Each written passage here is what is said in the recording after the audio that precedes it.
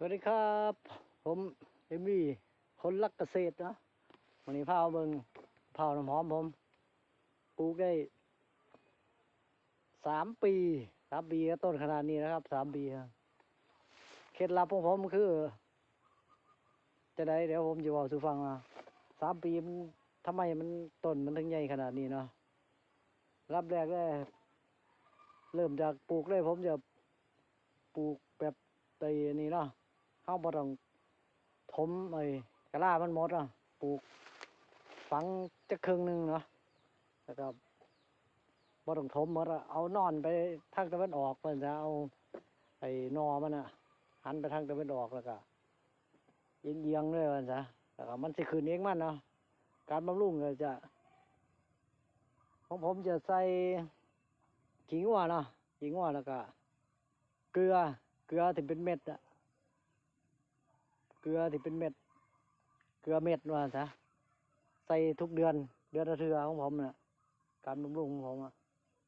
ปุ๋ยเคมีก็ใส่เป็นบางเทื่อเนาะโดนใส่เทื่อแต่ว่าของผมมันจะเป็นใส่สปริงเกอร์เนาะ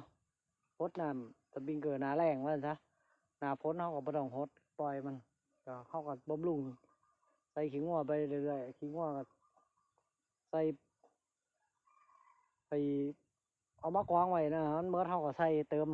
เรื่อยๆว่าซะแต่ว่าที่ขาดบ่ได้คือเกลือเม็ดนะครับขาดบ่ได้เลยต้องใส่ผมใส่ตอนปลูกใหม่ๆนะผมใส่ทุกเดือนเดี๋ยวนี้มันใหญ่ก็บ่ค่อยได้ใส่ปานใดแต่ว่าตอนปลูกใหม่ๆเขาเล็งมันนะเพราะต้นมันมีบ่หลายประมาณเกือบ20 ต้นนะผมมาทดลองปลูกแต่ก่อนปลูกทิ้งปลูกขว้างเนาะบ่ได้รู้แลกว่าจะได้ผลผลิตก็จะได้กินหน่วยน่ะ10 กว่าปีนะสำหรับเผาวหอมนะถ้าเขาปลูกแบบบ่ได้รู้แลเนาะปลูกทิ้งปลูกขว้างแต่อันนี่ผมมาปลูกแบบ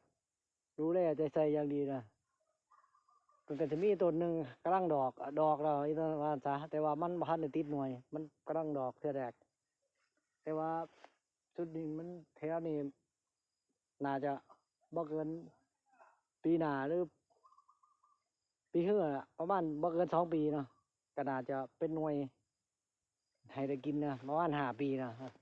ถ้ารู้แลดีๆอะ4-5 ปีก็น่าจะได้กินหน่วยมันนะแต่บางคนเวลาปลูก2-3 ปีได้กินหน่วยเนี่ยอันนั้นเขาก็น่าจะบำรุงหนักว่าซะแต่ของผมนี่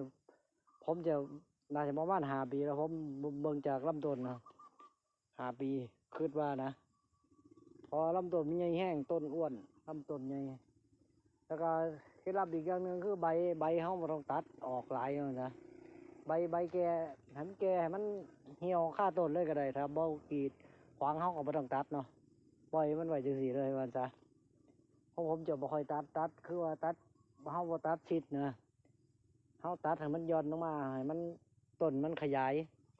ให้ลำต้นมันขยายอ้วนนะมันจะได้ต้นใหญ่เนาะประมาณนี้ครับคลิปนี้ขอจบไว้ตรงนี้สักก่อนเนาะ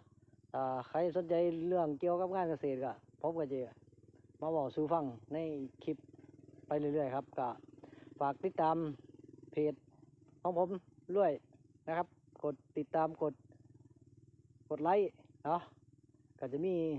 ข้อมูลเกี่ยวกับเกษตรมาบอกสู่โดยพี่น้องที่ชอบเกษตรนั่นก็คือว่ามาแชร์ประสบการณ์เนาะ